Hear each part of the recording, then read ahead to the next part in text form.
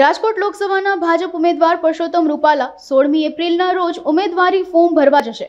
સવારે 9 વાગ્યે જાગનાથ મંદિરથી બહુમાળી ચોક સુધી રેલીનું આયોજન કરવામાં આવ્યું છે।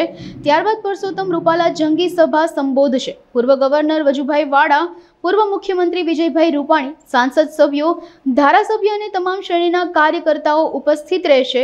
પરસોત્તમભાઈ રૂપાલા વિજય મુહૂર્તમાં ઉમેદવારી પત્ર ભરશે। રાજકોટ ભારતીય જનતા પાર્ટીનું ગઢ છે। આજે 15મી તારીખે કેન્દ્રીય કેબિનેટ મંત્રી મનસુખભાઈ માંડવિયાનું પોરબંદર ખાતે ફોર્મ ભરાઈ રહ્યું છે। એ જ રીતે આવતીકાલે તારીખ 16ના રોજ કેન્દ્રીય મંત્રી અને રાજકોટ લોકસભાના ઉમેદવાર શ્રી પરસોત્તમભાઈ રૂપાલાજીનું ઉમેદવારી પત્રક રાજકોટ ખાતેથી ભરવામાં આવશે। આવતીકાલે સવારે 9 વાગે રાજકોટના સુપ્રસિદ્ધ તીર્થસ્થળ જાગનાથ મંદિર ખાતેથી રેલી સ્વરૂપે તમામ શ્રેણીના કાર્યકર્તાઓ આગેવાનો નીકળી બહુમાળી ભવન ખાતે એકત્રિત થશું। અહીં સભા થશે।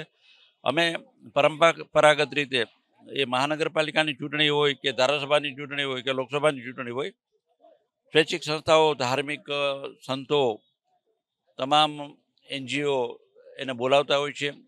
સમાજ સેવા સાથે જોડાયેલા સામાજિક આગેવાનો, ભારતીય જનતા પક્ષ સાથે જોડાયેલા તમામ રાજકીય આગેવાનો પણ આવતીકાલે ઉપસ્થિત રહેશે।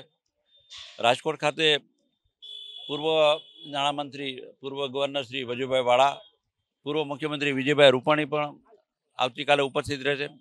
તમામ શ્રેણીના કાર્યકર્તાઓ, ધારાસભ્યો, સંસદ સભ્ય મોહનભાઈ કુંડારિયા, મેયર શ્રી, જિલ્લા પંચાયતના પ્રમુખ શ્રી, રાજકોટ મહાનગર ભારતીય જનતા પક્ષના અધ્યક્ષ મુકેશભાઈ દોશી, રાજકોટ ગ્રામ્ય જિલ્લા અધ્યક્ષ અલ્પેશભાઈ ડોલરિયા સહિતના આગેવાનો ઉપસ્થિત રહેશે।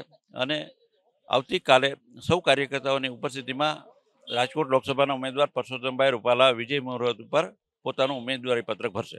હજારોની સંખ્યામાં ભારતીય જનતા પક્ષ એમ કહે છે કે રાજકોટ અમારું ઘર છે, રાજકોટ અમારો ગઢ છે, તો સ્વાભાવિક છે કે ભારતીય જનતા પક્ષના કાર્યકર્તાઓ અને પ્રજાજનો ઉપસ્થિત રહેશે।